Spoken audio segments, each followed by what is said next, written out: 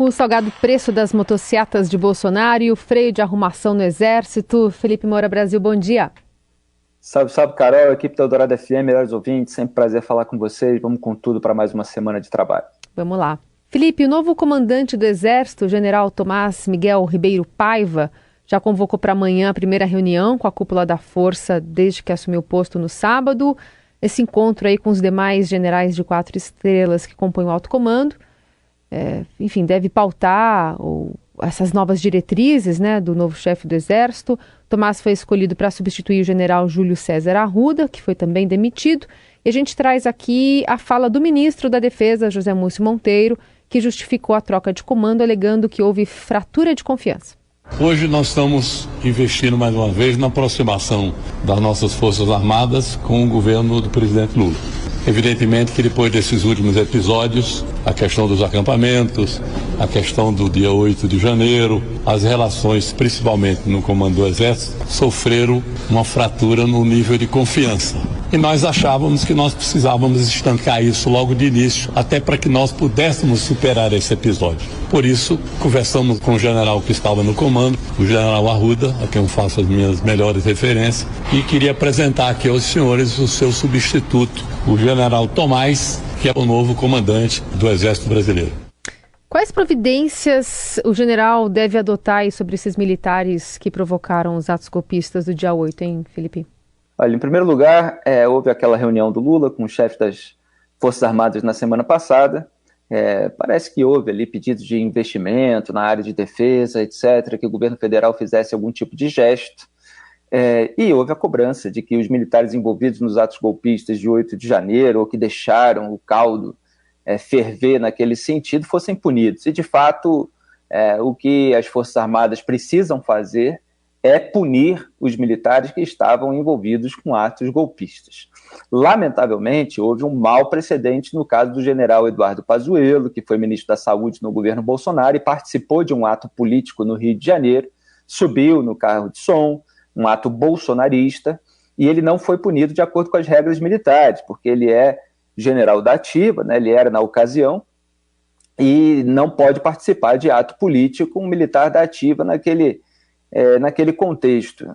E houve a declaração de sigilo, inclusive, sobre o processo, é um desses sigilos que o governo Lula está avaliando agora, e isso foi um mau exemplo para as tropas, né? De certa forma quebrou a hierarquia, porque as pessoas que têm ali qualquer tipo de função militar, elas veem alguém numa função de general poder fazer um ato político, e elas acham que podem fazer também, já que ele ficou impune. Então, assim, é fundamental que os militares resolvam esse problema de um mau precedente que eles próprios abriram para punir os responsáveis por participações em atos golpistas. O general Tomás Miguel Ribeiro Paiva, que foi anunciado pelo governo Lula para comandar o Exército, ele deu um discurso que ajudou ele próprio a chegar a essa função 10 dias depois do 8 de janeiro, declarando ali que o resultado da eleição tinha que ser acatado, que o Exército, como instituição de Estado, deve se manter afastado das questões políticas que são próprias da vida civil, a democracia, o regime do povo, com alternância de poder. Nem sempre a gente gosta do resultado da eleição, mas tem que respeitar. Falou que esse é o papel da instituição de Estado, da instituição que respeita os valores da pátria. Somos Estado, né? Até o Estadão fez editorial hoje e falou que, olha, isso é uma obviedade, mas nos dias que correm, essa declaração é um alento. E foi assim que foi vista pelo governo Lula, que estava querendo alguém que fosse capaz de registrar internamente, pela força do exemplo do discurso, que a eleição acabou, que o Lula ganhou do Bolsonaro, e que a alternância do poder precisa ser respeitada no regime democrático. Eu critiquei na semana passada o Lula por ter feito declarações mais generalistas contra as Forças Armadas, porque acredito que isso alimenta a tensão. Ele é presidente da República e ele tem o poder de agir. E o que ele fez agora, depois de muita lenga-lenga, que ele não deveria ter feito, é a ação. A ação está correta. Se há desconfiança em relação ao comandante do Exército, se ele não está de acordo com aquilo que o governo espera dele e que faz algum sentido, quer dizer, não é nada completamente maquiavélico por parte do governo, essa troca. O governo tem essa autoridade, está lá a prerrogativa prevista no artigo 84 da Constituição Federal. E ainda houve um agravante, para além de ele não ter agido para desmantelar os acampamentos bolsonaristas, ter ali agido contra aparentemente a prisão dos golpistas, embora haja uma narrativa na caserna de que alguns militares estavam simplesmente tentando controlar os policiais militares que estavam revoltados porque um colega PM foi atingido pelos bolsonaristas, né? Então os militares estariam colocando panos quentes, mas além disso tudo, houve uma resistência por parte do general Júlio César de Arruda de expulsar, de fazer qualquer coisa contra o CID, né, que é o ajudante de ordens do Jair Bolsonaro, o tenente-coronel Mauro César Barbosa Cid. Ele se opôs, aí, portanto, à exoneração dessa figura ligada a Jair Bolsonaro e que está sendo investigada por causa de relações bastante estranhas, para dizer o mínimo. Houve matéria aí do site Metrópolis, alguns dias atrás, mostrando as transações financeiras desse militar que atuava como ajudante de ordem do Bolsonaro, que elas estão sendo mapeadas pela Polícia Federal por ordem do Supremo Tribunal Federal. Então ele pagava contas da família presidencial em dinheiro vivo, né, suspeito aí de operar um caixa paralelo no Planalto, que incluía recursos sacados de cartões corporativos, em os pagamentos feitos na agência do Banco do Brasil, localizada dentro do Palácio do Planalto. Então há diversas suspeitas sobre ele. Como o general Arruda fez resistência ali à exoneração, isso também pesou contra ele, e não há nada de errado em que ele seja tirado do cargo para que se coloque alguém que está demonstrando, pelo menos com o seu discurso, respeitar a democracia. O que eu lamento, é claro que há outros componentes aí, porque a gente está falando dos atos golpistas e tal, é que o governo Lula não exonere gente que também está sendo devidamente investigada, para dizer o mínimo, né? Na verdade, é até pior.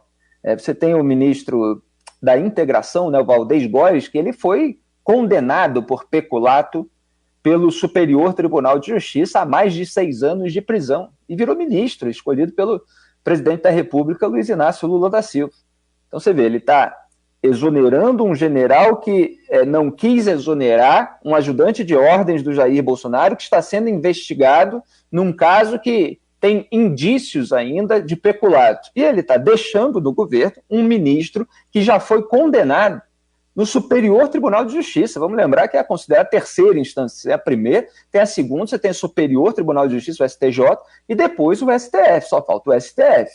Tá? Ele já foi condenado por peculato e continua no governo. Então, não dá para dizer que o Lula exonerou o general só por causa do Mauro Cid, mas também por esse contexto de atos golpistas, porque lá no governo tem gente que já está numa situação muito pior em termos de processo judicial. Bom, queria te ouvir também sobre os gastos do presidente Bolsonaro, o ex-presidente Bolsonaro. Na rua ele comia pastel, em casa picanha e camarão. Pois é, cara, essas matérias aí do Estadão de hoje, elas são ótimas para expor a farsa de Jair Bolsonaro, no sentido da diferença da figura que ele busca aparentar publicamente e da figura que ele é. Esse título é um título épico, né? Cartão corporativo de Bolsonaro. Na rua, presidente comia pastel, em casa, picanha e camarão. E a reportagem lembra aquela postagem do Jair Bolsonaro com a farofa sobre as pernas. Eu critiquei na ocasião. Quer dizer, Jair Bolsonaro tinha essa imagem do cidadão pobre brasileiro como um porco, porque é disso que se trata. O sujeito quer se fazer de pobre e aí ele se faz de porco. Então parece que ele está achando que o pobre é porco, mas o pobre não é porco que nem ele. O pobre pode não ter dinheiro para comer uma comida mais refinada, como Jair Bolsonaro, não vou dizer que tinha, mas usava o dinheiro dos pagadores de impostos brasileiros para comer em casa, escondido da população. Então são duas coisas diferentes. E aí você está mostrando justamente isso na reportagem, né, que aparecem cortes nobres de carne, frutas e verduras de um famoso mercado gourmet, além de camarão e bacalhau.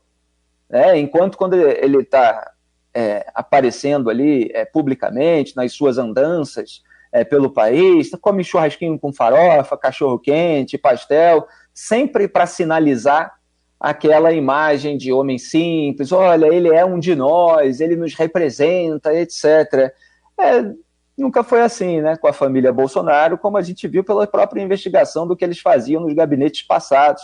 Sempre gostaram de mordomia, né? As suspeitas que pesam são muito graves sobre você turbinar o próprio salário com o salário dos seus assessores, muitos dos quais não estavam trabalhando nas casas legislativas em que eles atuavam como parlamentares, ou seja, funcionários fantasmas. Quem quer turbinar o salário com o salário dos outros, pago pelos pagadores de impostos, né, sem a devida prestação do serviço, quer luxo, quer dinheiro fácil. Então é isso que está aparecendo agora de uma maneira mais avassaladora, vamos dizer assim, porque são vários elementos que vão deixando Jair Bolsonaro numa situação cada vez mais delicada em relação às ações que tramitam no Tribunal Superior Eleitoral. Então, esse caso aí do Mauro Cid, somado com o cartão corporativo, há detalhamento, inclusive, sobre os imensos gastos feitos durante essas viagens do Jair Bolsonaro, seja de motociata, ou seja, para fazer propaganda de si próprio, sem nenhuma missão oficial, seja de férias, folgas, etc. Ele estava bancando com cartão corporativo um monte de militares, por exemplo, que estavam atuando nesses trajetos. Há todo um detalhamento aí que está muito bem explicitado na matéria do Estadão e que contraria as lives que Jair Bolsonaro fazia. Ele disse pelo menos 15 vezes em lives que não utilizava esse método de pagamento do cartão corporativo. Então ele mentia deliberadamente. E os comprovantes de recibo de pagamento, avaliados ali pelo Fiquem Sabendo, né, uma agência que está pela Lei de Acesso à Informação, conseguindo todos esses dados, estão mostrando a farsa. Quer dizer, ele diz uma coisa em público e faz outra em suposto privado, né? Só que não é privado no sentido de que ele estava usando dinheiro público, né? Mas é privado no sentido de no escurinho, na moita. E ele finge, com a própria imagem da farofa escorrendo pela perna, da comida popular e tal, que ele é uma coisa, enquanto privadamente ele come com muito mais refino, com muito mais luxo, né? Lembrando até os ministros do Supremo, né? Aqueles vinhos e aquelas lagostas que foram compradas também com dinheiro do povo brasileiro. Então, assim, são duas caras, né? E é óbvio que isso pesa contra a imagem do presidente, e agora as ações no Tribunal Superior Eleitoral estão avançando. Claro que há discussões, porque, por exemplo, tem a ação que o objeto inicial era a reunião de Jair Bolsonaro com os embaixadores para mentir sobre o sistema eletrônico, né, de votação, sobre o processo eleitoral. Aí até que ponto você pode expandir o objeto inicial da ação? Então isso é um obstáculo aí que os ministros vão ter que enfrentar. Mas muitos estão querendo agilizar os processos, porque em maio Ricardo Lewandowski se aposenta, já tinha falado disso aqui semana passada, hoje a imprensa está detalhando mais, para a entrada do Cássio Nunes Marques, o primeiro indicado pelo Bolsonaro ao STF, agora lá no TSE. Então seria um voto a favor do presidente. Para não ter esse voto, já se tenta avançar na ação para declarar a inelegibilidade de Jair Bolsonaro. Esse cenário está muito traçado internamente nos bastidores nesse momento, claro que tudo pode mudar. Então é por isso que Bolsonaro já está pensando em ficar lá nos Estados Unidos ou pedir asilo, refúgio, o que seja, em algum outro país. Ainda vai dar muito pano para manga essa novela, Carol. Camarão que dorme, a onda leva. Hoje é da cara. Amanhã do cara. Grande Beth Carvalho. É isso aí, Beth Carvalho gravando o Zeca Pagodinho, primeiro samba dele, junto com o Arlindo Cruz. Isso aí é a turma que eu acompanhei a vida inteira no samba no Rio de Janeiro. Que bom que o samba pode ilustrar algumas indecências da política. É isso, sempre. Obrigada, Felipe. Boa semana. Até amanhã. Obrigado, um grande abraço a todos. Tchau.